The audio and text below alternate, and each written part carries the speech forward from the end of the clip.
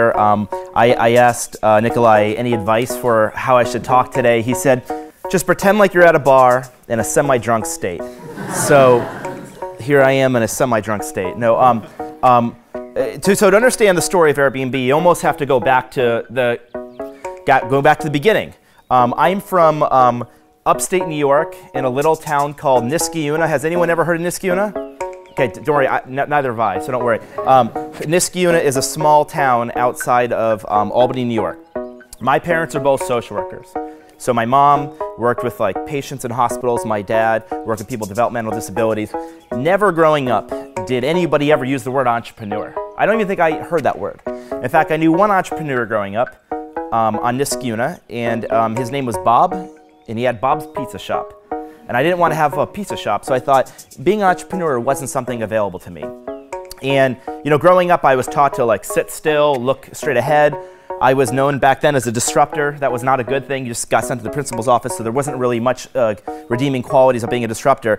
And I remember when I was growing up, one other thing is that I was obsessed with design. And I used to ask Santa Claus for bad toys, poorly designed toys, so I could redesign them.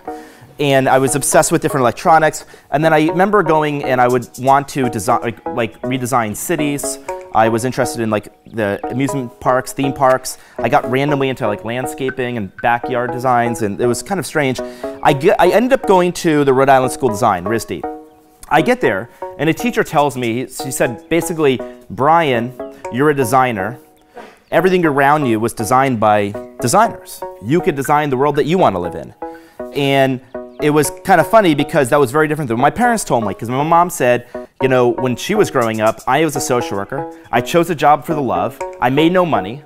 So choose a job that pays you a lot of money. And then I told her, I'm going to be an artist. And she said, well, you managed to pick the one job that get paid less than a social worker.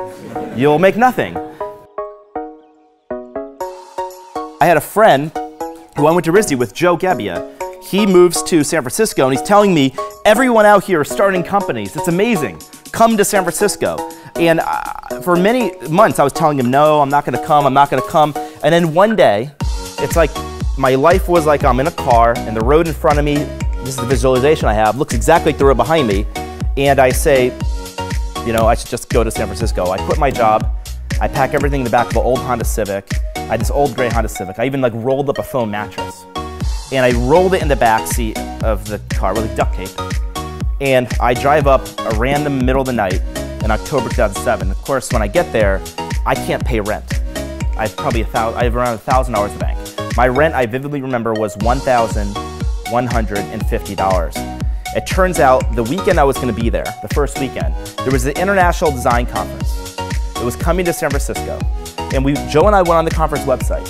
And they had to recommend hotels on the conference website. But every hotel next to the hotel said sold out, sold out, sold out. And we had this idea. We said, well, we have all this extra space, we can barely pay rent, and these designers probably want to stay with other designers. So we said, what if we just turned our house into a bed and breakfast for the design conference? Unfortunately, I didn't have any beds, but Joe had 3 air beds. I don't know why, he's, I guess, went camping. And so we pulled the air beds out of the closet, we inflated the air beds, and we called it the Air Bed and Breakfast, airbedandbreakfast.com, and that's where the name comes from. And it turns out that I would be so excited about this idea, and Joe would be so excited about this idea, and we tell people, and they just thought it was the worst idea they've ever heard of. They said, there's no way that strangers are going to stay with other strangers. Somebody says, I don't want to give you money because I don't want blood in my hands. People actually said things like that. And they said it was the worst idea ever. So if it worked, I guess it was the worst idea that ever worked. Nobody thought people would invest in startups. In fact, I remember investors said, I lost my money in good companies. Why would I invest in this company? And so at this point, Paul Graham said it's an investment nuclear winter. We're looking for people who won't die. And so we call those cockroaches. Because you said, you just won't die. You'll sell cereal, do whatever, but you won't die. The reason why we wouldn't die was because we were resilient and we had tons of conviction.